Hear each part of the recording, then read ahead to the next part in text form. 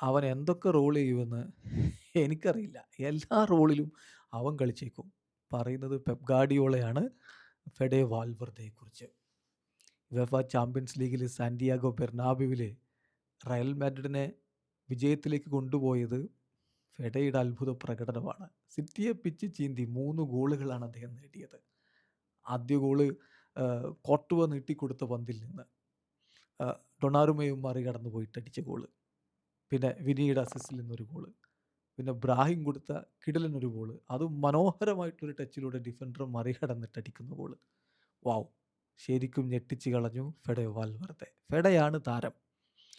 ഇതിൽ ഫെഡയുടെ ഒരു പ്രാധാന്യത്തെക്കുറിച്ച് ആൽവാരോ അർബിലോവ പറയുന്നുണ്ട്.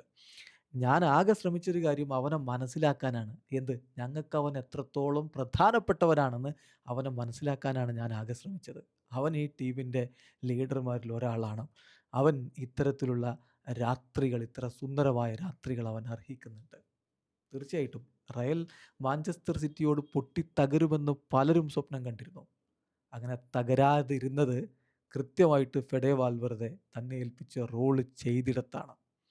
അതിനപ്പുറം അദ്ദേഹം ഗോളുകൾ അടിച്ചെടുത്താണ്. തീർച്ചയായിട്ടും ഇത് റയൽ മാഡ്രിഡിൻ്റെ ഒരു പ്രത്യേകതയാണ്. യുവേഫ ചാമ്പ്യൻസ് ലീഗ് ആകുമ്പോൾ അവർ വേറെ ലെവൽ പെർഫോമൻസ്, ഒരാളല്ലെങ്കിൽ മറ്റൊരാൾ സ്റ്റെപ്പ് ഇൻ ചെയ്തുകൊണ്ട് കളിച്ച് നമുക്ക് കാണിച്ചു തരും. ഫെഡെ പറയുന്നുണ്ട്, ഈ രാത്രിയിൽ ഞാൻ അനുഭവിച്ചതൊരു മാഡ്നെസ്സാണ്. അതെനിക്ക് വിശദീകരിക്കാൻ കഴിയില്ല. തീർച്ചയായിട്ടും എനിക്ക് വലിയ സന്തോഷമുണ്ട്. ആരാധകർ എൻ്റെ പേര് ചാൻ്റ് ചെയ്യുന്നു.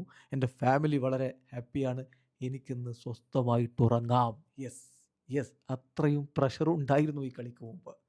കിടിലനൊരു പെർഫോമൻസ് നടത്തിയിട്ട് അവൻ പറയുന്നു, എനിക്കിന്ന് സ്വസ്ഥമായിട്ടുറങ്ങാം. ഓരോ റയൽ മാഡ്രിഡ് ആരാധകനും ഇന്നലെ സ്വസ്ഥമായിട്ട് ഉറങ്ങിയിട്ടുണ്ടാവും. അത് ഈ മനുഷ്യൻ്റെ മാജിക്കൽ പെർഫോമൻസിലാണ്.